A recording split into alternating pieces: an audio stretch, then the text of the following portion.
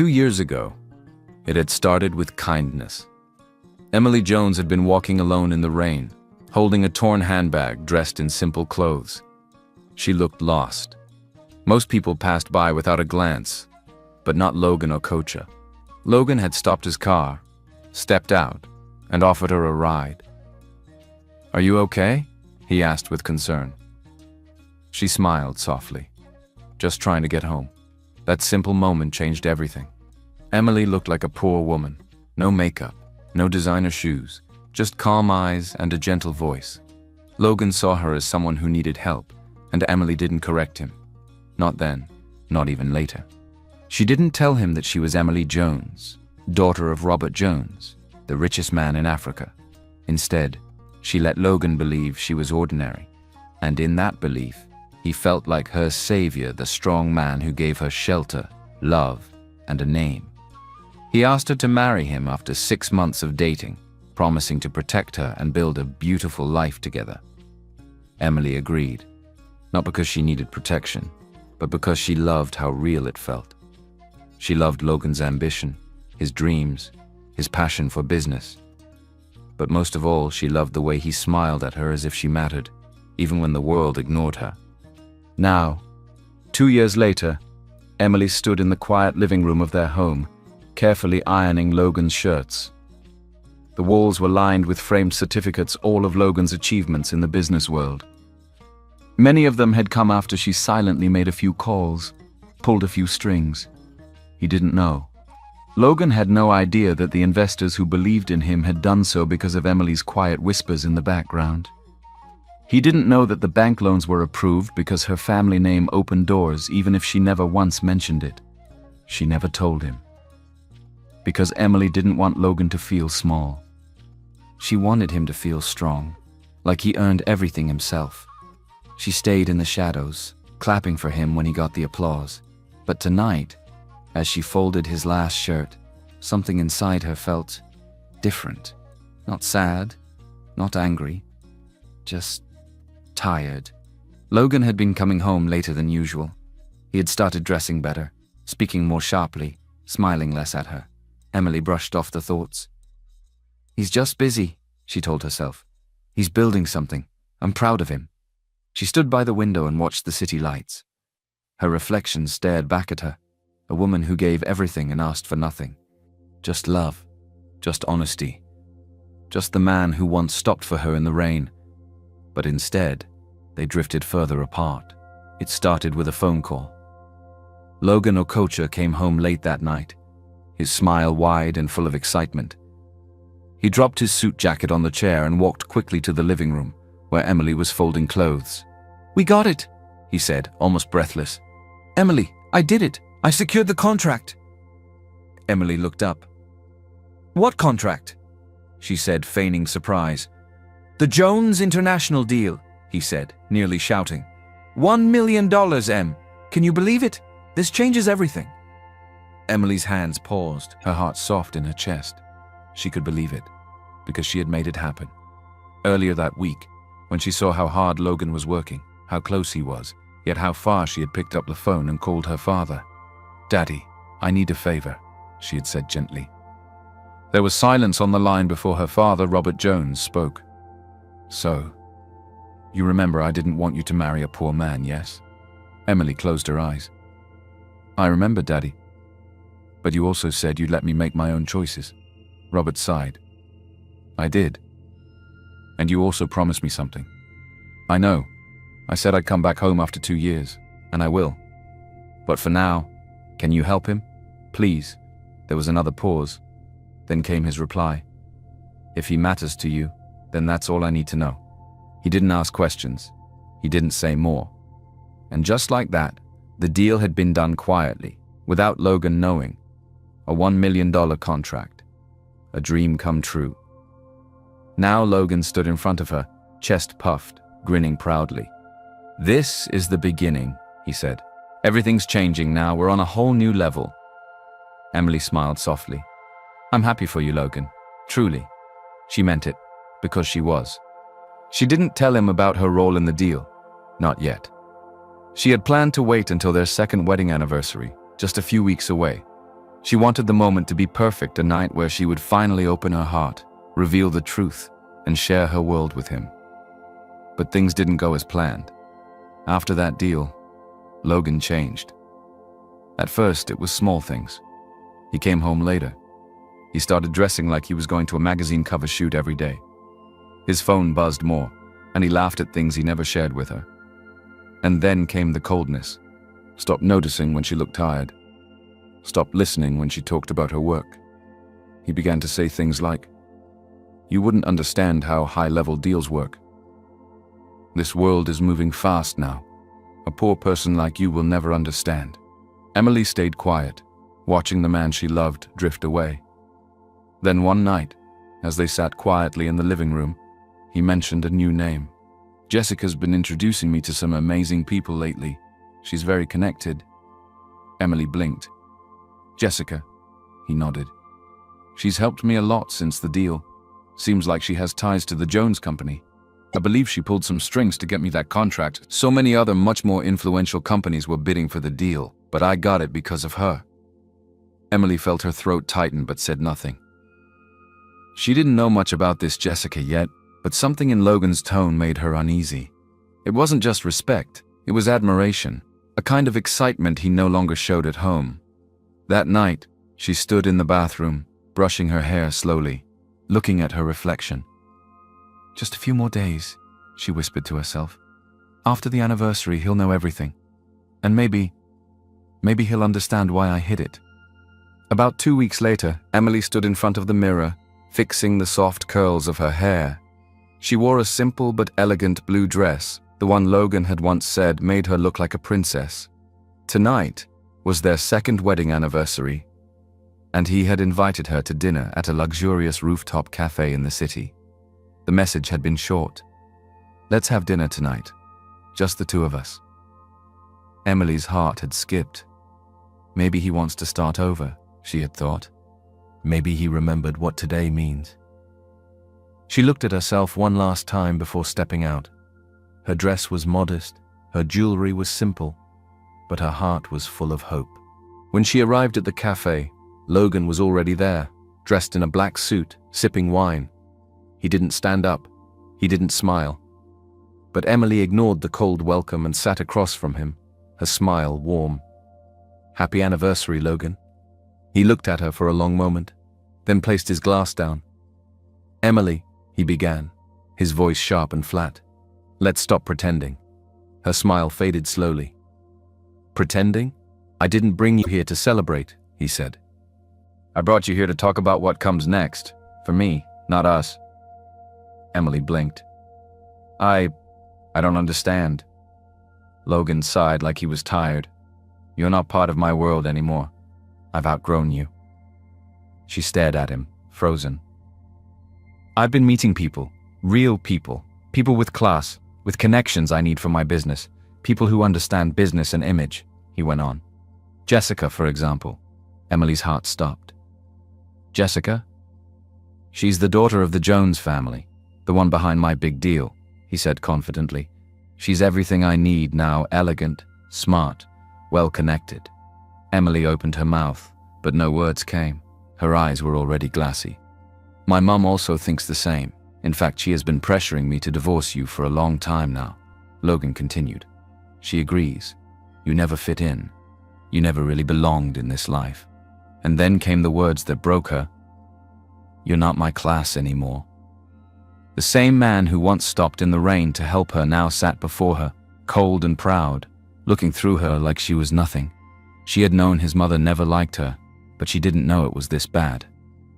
He stood up. "You'll get the divorce papers in a few days. Let's not make this messier than it has to be." And just like that, he walked out. Emily sat there, her heart shattered. The waiter came and asked if she wanted to order. She shook her head, unable to speak. Tears welled up in her eyes, but she held them back, sitting in silence while the world around her moved on. She had worn that dress thinking he would hold her again. She had come with a heart full of truth, ready to tell him everything. But instead, he had chosen a lie. Minutes passed. The chair across from her stayed empty. Then from the corner of her eye, A man in a navy suit approached slowly. He was tall, calm, handsome, and had a kind face. "Excuse me," he said gently. "Is this seat taken?" Emily looked up confused. "I saw what happened. I didn't mean to intrude," he said, sitting down slowly. "My name is Daniel Stevens, CEO of Stevens Group." He extended his hand with quiet confidence. Emily shook it, trying to gather her thoughts. "I need someone," he said softly, "to help me avoid an arranged marriage to a woman I don't even know. A Jones heiress, apparently. My family keeps pushing it. And well, I have another idea." Emily stared at him, still stunned. Did he just say Jones Group? Is this the same Daniel her family had mentioned? "I'd like to offer you a deal," Daniel continued. "A 1-year marriage contract. I'll pay you well. You'll play the role of my wife, that's all. When the time is up, we part ways, no pressure, no expectations." Emily blinked. "Now this is interesting," she thought to herself, then said, "Why me?" He smiled faintly. "Because you look like someone who needs a way out. And honestly, so do I." He didn't explain all the details. Not about Madame Jones, not about the real heiress returning soon, not yet. But something about his voice felt calm, safe. Emily sat quietly, her hands trembling. Hours ago, she had come hoping for love. Now she was offered something very different, a second chance at dignity, even if it came through a contract. The night had not gone as she thought it would. Instead of love, she had been handed heartbreak. Across from her sat Daniel Stevens, the kind stranger who had witnessed everything, making a ridiculous but strangely interesting offer. His voice was calm and low. "I know this is sudden, but I won't waste your time." She didn't answer right away. Her heart was still broken and her mind was spinning. But at that moment, Daniel didn't push. He only said, "Take your time. My offer still stands for the next 24 hours. Here is my number," he said as he handed her his card. They stood and walked out together, two strangers with silent stories. Before parting, Emily nodded once. "If I agree, I'll let you know tomorrow." Daniel replied, "I'll wait." The next morning, there was a knock at the door.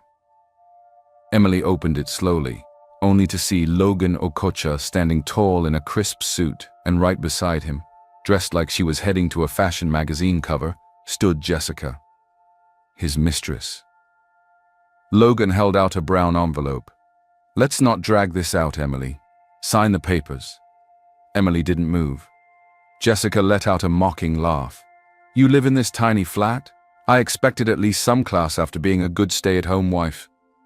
Emily looked at her calmly, but said nothing. She didn't have time to exchange words with an imposter. Jessica stepped inside, looked around the simple home, and smirked.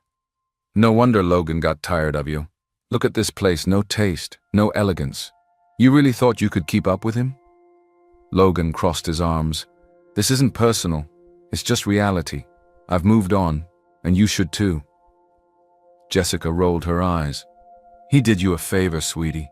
Letting you go before you embarrassed him even more? I mean, come on. You don't belong in his world." Emily's hands trembled as she opened the envelope. Jessica leaned in with a cruel smile. "Don't cry now. Maybe you can work as a maid in my house. At least you'll be useful for once." Emily didn't look up. She picked up the pen, took a deep breath, and signed the divorce papers without a word. Jessica gave a fake pout. "Oh, poor little thing. No ring, no riches, no name." Logan took the envelope back and turned to leave. Jessica called out as she walked out the door, "Maybe next time dress like someone who matters." The door closed. Emily stood alone. She sat on the edge of her bed, the silence thick and heavy, but she didn't cry, not this time. Instead, she picked up her phone and typed a simple message. "I'm ready." Later that day, she met Daniel at the city registry office. The air was clean, the space quiet. They stood side by side and signed the papers. The clerk congratulated them, unaware of the truth. They were now husband and wife. A marriage by name. Nothing more. "I guess we're married now," Daniel said with a small smile. Emily gave a faint nod. Looks like it. He didn't ask who she really was, and she didn't tell him. Before they parted ways, Daniel said gently, "Call me when you need me." "And you too," Emily replied. They walked away, two people with secrets, two hearts carrying heavy weight. But instead of going back home to her powerful father, to the world where she was the real heiress, Emily vanished. She packed only what she needed and disappeared from public life. And from that quiet disappearance, a new name was born. Eleanor. A whisper in the fashion world. A mystery. Her designs were bold, rich in color and soul, crafted with hands that had known pain. People noticed. Magazines asked questions, buyers made offers, but her face stayed hidden. Then came Stonebridge Group, a big business firm that saw her potential and offered to invest. They didn't ask for her story. They only believed in her work. And just like that, her brand grew very fast. But even as Eleanor's name spread through the world of fashion, Emily knew her story wasn't over. Because lies don't stay hidden forever, and neither do the truth. Just a few months after her contract marriage with Daniel, the city was buzzing with excitement. A grand fashion gala was being hosted by none other than the Stevens Group, and every major name in the industry was attending. Designers, investors, celebrities, everyone wanted to be there. But most of all, everyone wanted to see Eleanor, the mysterious fashion designer who had taken the industry by storm. No one knew what she looked like. No one had ever seen her face. But her clothes were unforgettable. In the middle of all the attention stood Jessica Gray, dressed in an overly dramatic gown that sparkled under the lights. Her lips were painted deep red, and her smile was wide as she posed for photos beside Logan Okocha. For weeks now, Jessica had been lying, telling people she was the secretive Eleanor the heiress who had taken over the fashion world.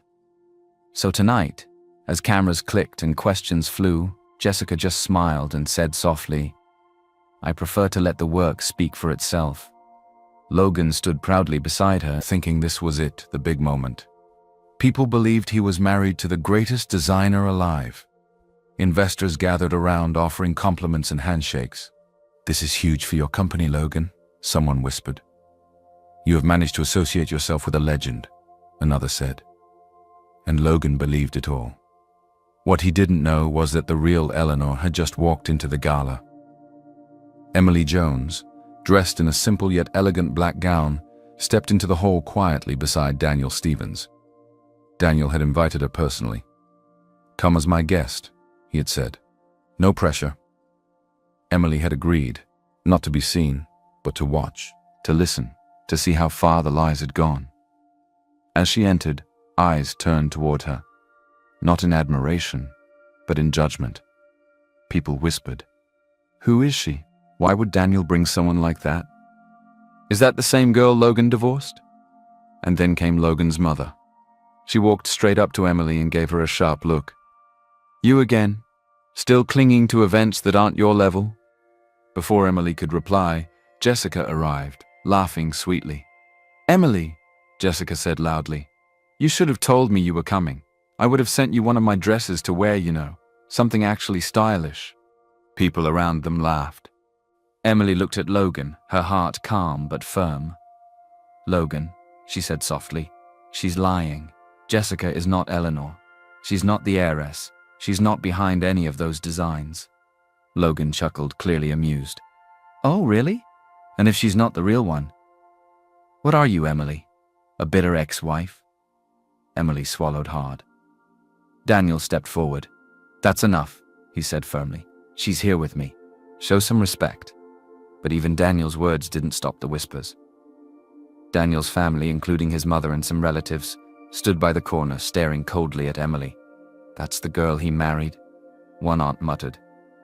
"She doesn't even belong here," another said. "Madam Linda Jones won't like this at all," his mother added. Emily stood still, trying to hold her head high. She had faced worse. She had been laughed at before. But tonight, something inside her was beginning to shift. She was no longer the woman hoping to be accepted. She was the woman they were all pretending to be. The fashion event had ended with loud applause and flashing cameras. Jessica stood on stage, smiling as people clapped for the designs she had claimed as hers. But behind the stage curtain, the real artist Emily Jones, the true Eleanor, stayed silent. She watched, not with anger, but with calm strength. That night, Daniel walked her to the car quietly. The stars were bright, but her heart felt heavy. "I know that wasn't easy," he said, opening the door for her. Emily looked at him. "You stood up for me, even when your family didn't." Daniel smiled softly. "They'll get over it. I trust what I see, and I see you." His words settled deep in her chest. No one had ever said that to her before, not without conditions. Not even Logan. Most people looked at her and saw what she wasn't. Daniel looked at her and saw who she was becoming. Over the next few weeks, Daniel stayed close. He invited her to private meetings, gala nights, and quiet dinners, not because he had to, but because he wanted her there. People around him whispered, "You could have anyone. Why her? Leave her before your image suffers." Even his mother called him one afternoon, her voice sharp. "She's not from our world, Daniel. You're making a mistake." But Daniel didn't care. He stood by Emily every step of the way. And Emily? She tried to resist it at first. Her heart was still bruised. Her past still burned. But slowly, Daniel's honesty, his steady presence, and the way he never tried to change her began to soften the walls she had built around her heart. One night, after dinner, she smiled at him a little longer than usual. "Why are you really doing all this?" she asked. Daniel looked at her and said, "Because you're not pretending to be perfect. You're just real. I am tired of those spoiled, rich heiresses with designer clothes and fake smiles." That night, Emily lay awake in bed. For the first time in a long time, she felt something close to hope. But while love was growing in quiet places, trouble was brewing elsewhere. Mark Stevens, Daniel's younger stepbrother, had always felt left out. He watched as Daniel rose in power and status now with a new wife, a growing fashion empire, and praise from everyone. Mark burned with jealousy. And when he found out who Daniel had married, a divorcee, someone from a low-status background, instead of the daughter of the richest man, he saw his chance. "This is how I bring him down," Mark whispered to himself. He began leaking fake documents to the media, anonymous sources, false claims, fake screenshots. He hinted that Daniel did not care about the company image and had married a nobody, that he didn't respect the investors and did not care about the company.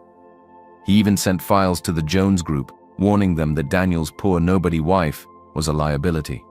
Meetings were cancelled. Calls went unanswered. Daniel noticed the sudden change in the business world, and so did Emily. "I think someone's trying to break us," he said one morning, holding the latest news article in his hand. "And I think I know who." Meanwhile, far away, in a quiet estate, Robert Jones sat by his window reading the same headlines. He didn't say a word. He simply folded the newspaper and looked outside, thinking. His daughter had left his home 2 years ago to live a simple life, to marry a man he never approved of, and to chase a dream he never understood. Now the world was turning against her, and he wanted to see, would she crumble? Or would she rise on her own? The headlines weren't slowing down. "Who is Daniel Stevens' wife, really? Marriage to unknown divorcee scares off investors." Inside the boardroom of Stevens Group, the air was tense. Emily sat beside Daniel, calm on the outside, but inside, she was holding it all in. Across from them sat men and women in stiff suits, eyes cold, voices quiet, but judgment thick in the air. And at the end of the long table sat Mark Stevens, Daniel's younger stepbrother, leaning back with a crooked smile. He was proud of what he had done.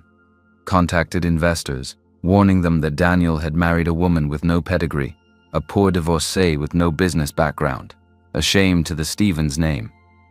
Now he was ready to finish the job. Mark stood up slowly, hands folded.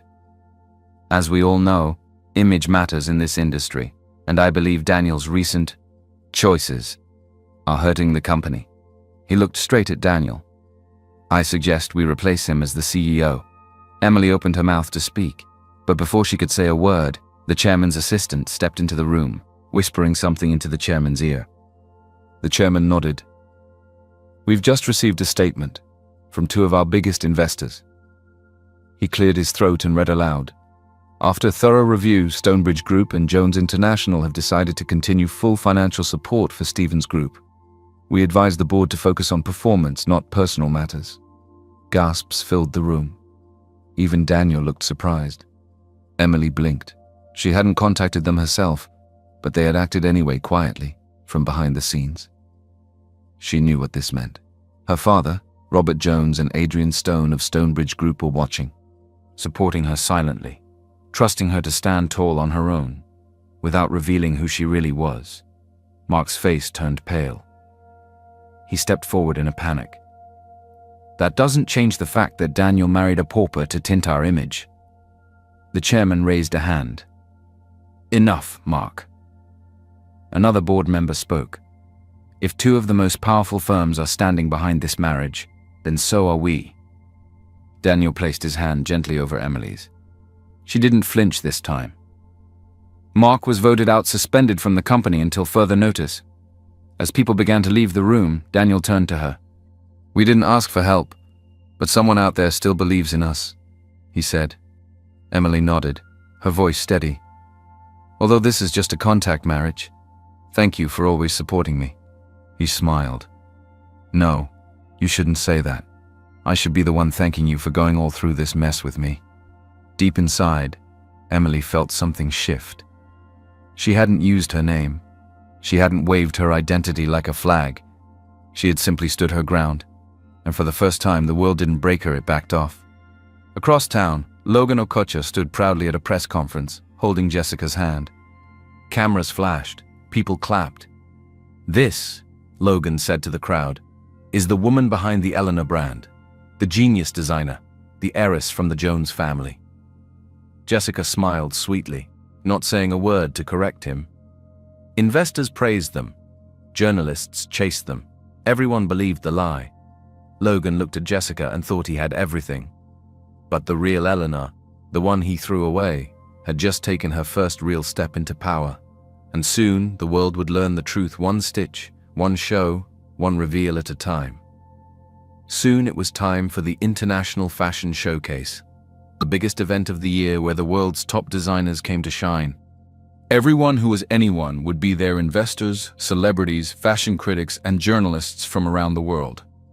For weeks, the spotlight had been fixed on one name: Eleanor, the mysterious designer who no one had ever seen. Jessica continued to take full advantage of that mystery. She wore Eleanor's designs like she created them. She gave quiet, mysterious interviews. She let people believe she was the one behind the magic, and she even signed several endorsement deals with Eleanor's identity. Logan Okocha stood proudly beside her, convinced that his choice had paid off. This is our night, he told Jessica as they arrived at the grand venue. Everyone will know you're the real queen of fashion. But that night was not going to go the way they thought. Inside the hall, people gathered, lights flickered, music played. The show was moments away from starting. And then the entrance doors opened, and Emily Jones walked in. She wore a graceful, elegant black gown. Her hair was swept back, her chin lifted high. There was a small pin on her shoulder, the Eleanor logo, shining in gold. People turned, eyes widened. Daniel Stevens stood beside her, silent, confident, proud. Logan's smile froze. Jessica's hand clenched. Emily walked straight to the center of the stage, calm, quiet, powerful. The host leaned into the mic. Ladies and gentlemen, before tonight's final show, we have an announcement from the Eleanor brand. Emily stepped forward. Her voice was clear, soft, but strong. My name is Emily Jones, she began, and I am the designer behind the Eleanor brand. Gasps echoed around the room. Some whispered, others stared. Jessica took a step forward, laughing nervously. She's lying, I'm Eleanor, everyone knows that. Emily didn't even flinch. She opened her handbag and pulled out a small folder. Here are the original sketches, dated and signed, in my handwriting. Here are signed contracts with Stonebridge Group. And here, she said as two staff walked onto the stage, are my team members, people who worked with me from the beginning, who were paid by me, not Jessica. Jessica's face turned red. One of the staff members stepped forward. I was hired by Emily. I never met Jessica until she came pretending to be our boss. More gasps. The host looked stunned. Is this true? Emily nodded. She lied. To all of you, here is my signature on one of my original designs. A reporter in the crowd shouted, And you're the real Eleanor? Emily looked directly into the cameras. I am. Silence fell. Then came the flashing of cameras, the buzz of voices, the sound of sponsors pulling away from Jessica in an instant. Jessica tried to speak. Logan, say something! But Logan just stared. He had believed in a lie. Walked in front of the cameras, boasted, mocked. Now he stood frozen, humiliated in front of the world. Sponsors left. Reporters turned away. The lights no longer followed Jessica. Emily didn't gloat. She didn't shout. She simply stepped off the stage, handed the mic back, and walked away, head held high. Outside the venue, under the night sky, Daniel caught up to her. Wow, so you are the real Eleanor, he said. Yes, she replied.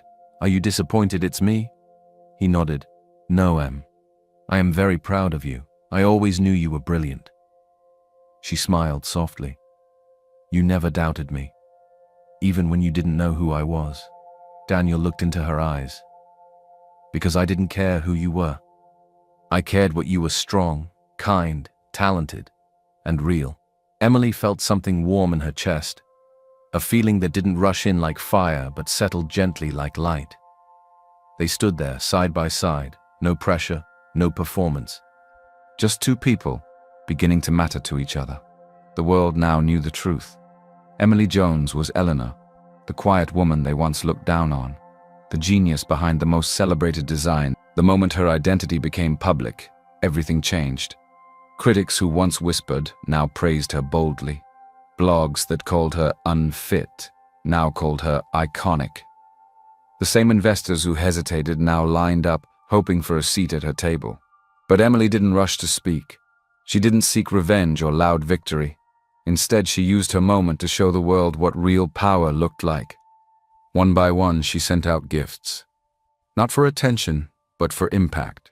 First came a stunning surprise to Miss Janet, her old literature teacher from high school, the woman who once gave her a free notebook and encouraged her to stick to what she liked no matter what the world said. A $10 million penthouse, fully paid for. For the woman who taught me that words can carry dreams, the card read. Miss Janet wept when the news broke. She never forgot. Next was a velvet box sent to Mrs. Judith Daniels, Daniel's mother, a wealthy socialite who once called Emily a nobody trying to fit in by attaching to the rich. Inside was a 6-carat diamond brooch from the Eleanor exclusive collection.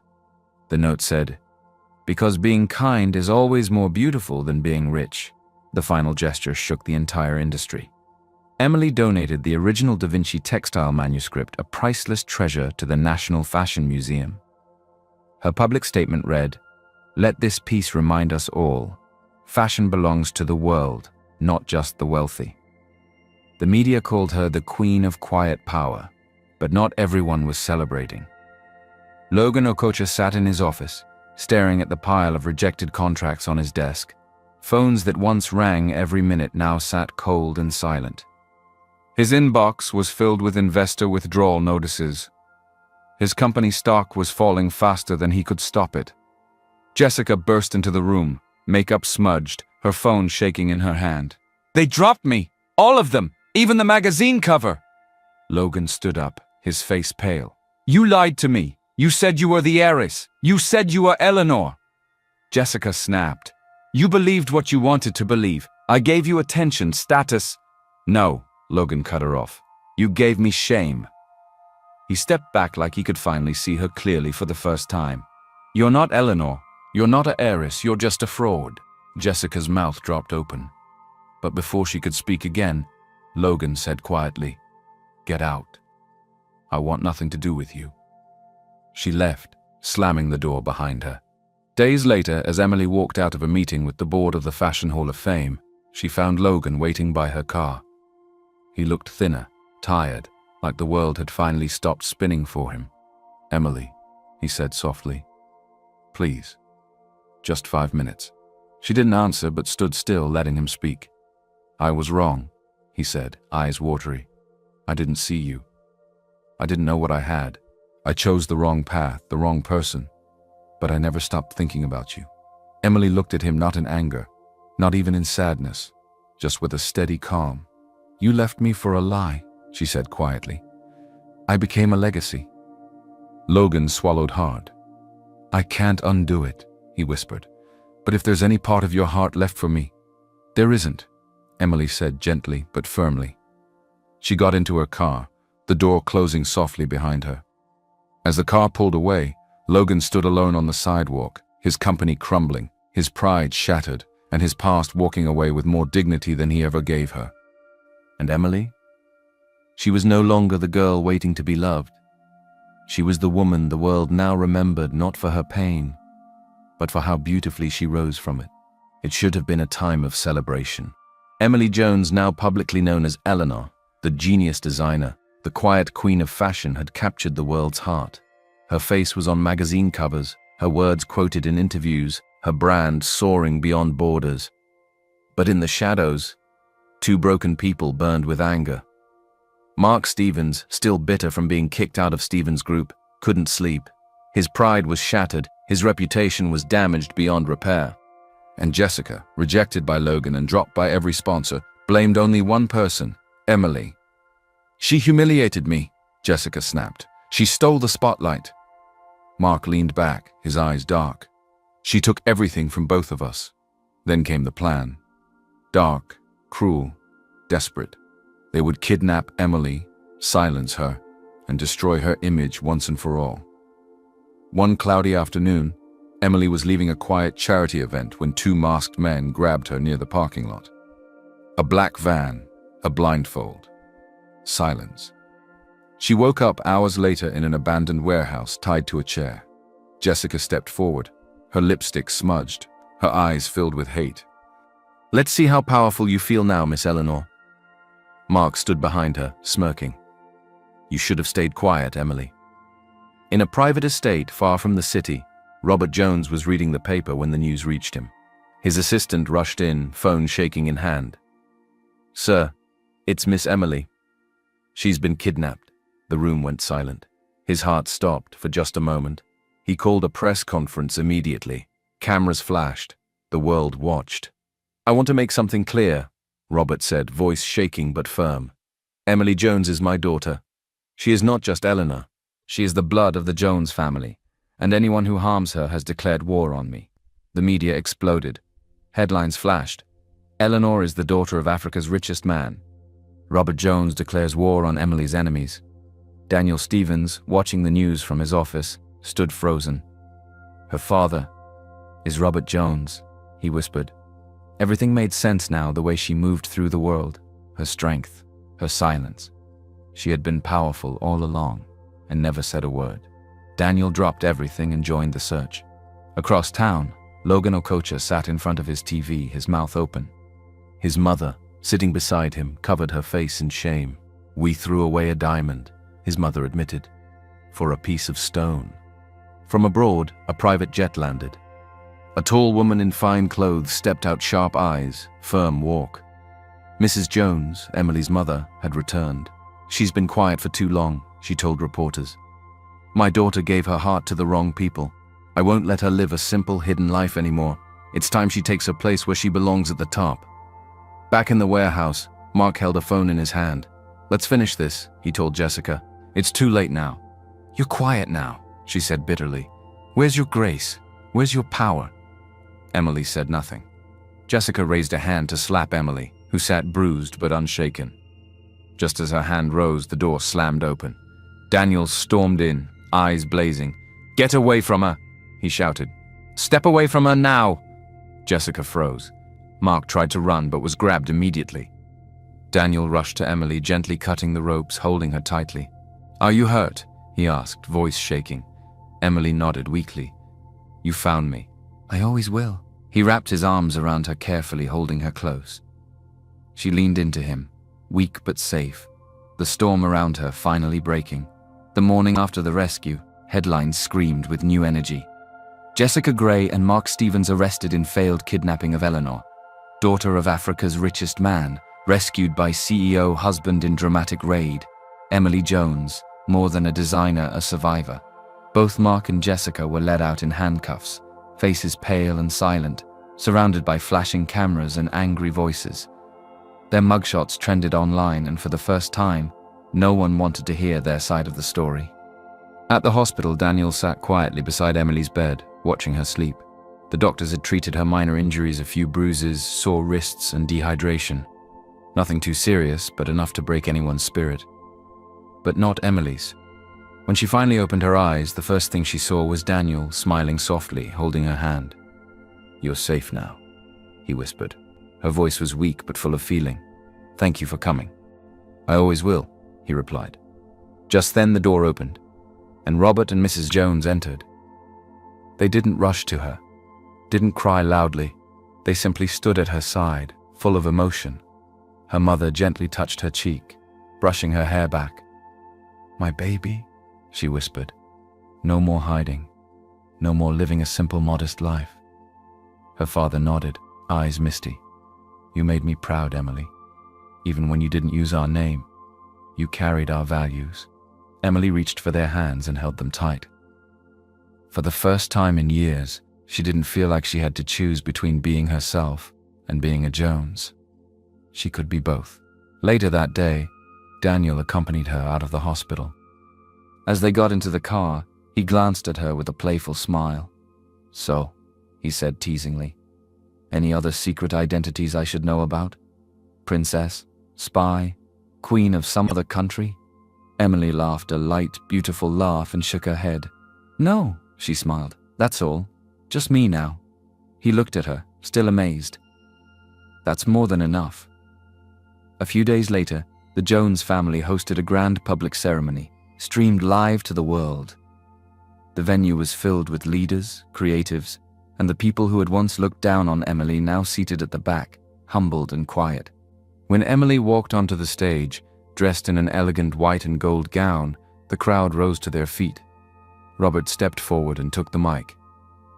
"Today, we are not just introducing Eleanor. We are introducing the woman who showed us that identity is not in what you say, but in how you live." He turned to her and said with pride, "Meet my daughter, Emily Jones." The hall shook with applause. But before the ceremony ended, someone stood up. Daniel's mother. Her face was tearful. "I was wrong," she said. "I judged you. Please forgive me." Behind her, other family members, cousins, aunties, even business partners all echoed the same words. "We're sorry." Emily stepped forward, her voice soft but strong. "I forgive you," she said. "But let this be a lesson. We must not judge people based on money or background. All human beings are equal. Kindness matters. Dignity matters. And the ones we overlook today might be the ones we need tomorrow." There was a long pause. Then, applause, not just polite, but loud, heartfelt, real. At that moment, Emily wasn't just Eleanor. She wasn't just a Jones. She was a voice for every person who had ever been looked down on. And she stood tall with grace, power, and forgiveness. The sky over the city glowed gold as the sun began to set. Months had passed since the world discovered who Emily Jones truly was. And now she stood stronger than ever, not because of her last name, not because of her fame, but because she had finally embraced every part of herself.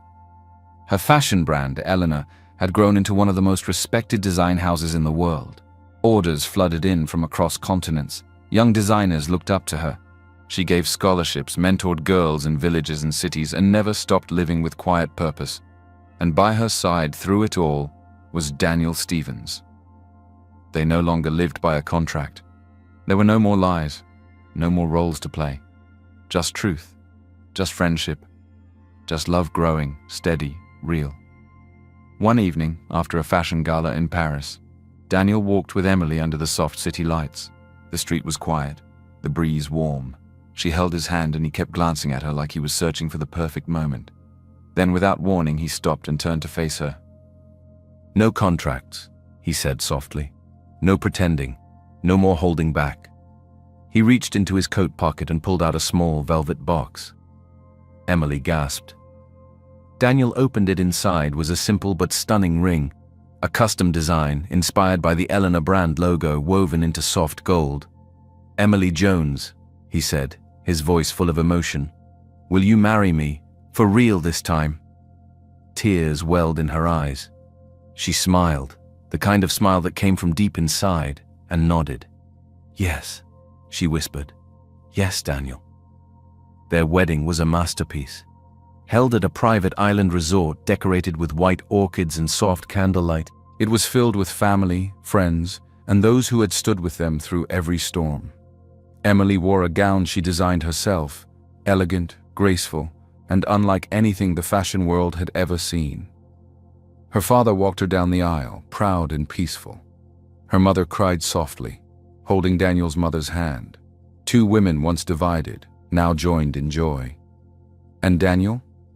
He stood at the altar, heart full, watching the woman who had started as a mystery and become the love of his life. They said their vows beneath the sky, their hands joined, their hearts open. "I choose you," Daniel said. "And I choose you," Emily replied. "Every day, every version of you, always." Far in the distance, standing quietly behind a crowd, was Logan Okocha. He wore a plain suit now. No cameras followed him. No reporters asked for comments. He watched silently as the woman he once abandoned walked down the aisle, loved, respected, and truly happy. His mother stood beside him, holding his arm. She whispered, "You lost a diamond for glitter that couldn't last." Logan didn't reply, because he finally understood. He had chosen appearances over love, power over character. And in the end, he lost everything chasing illusions. Now all he could do was watch as Emily Jones, the girl he once left, became a queen in her own story. As the sun set over the island and the music rose, Daniel and Emily danced under the stars.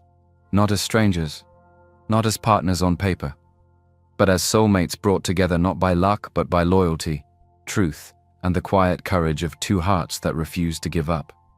And so, the girl the world once overlooked became the woman the world would never forget.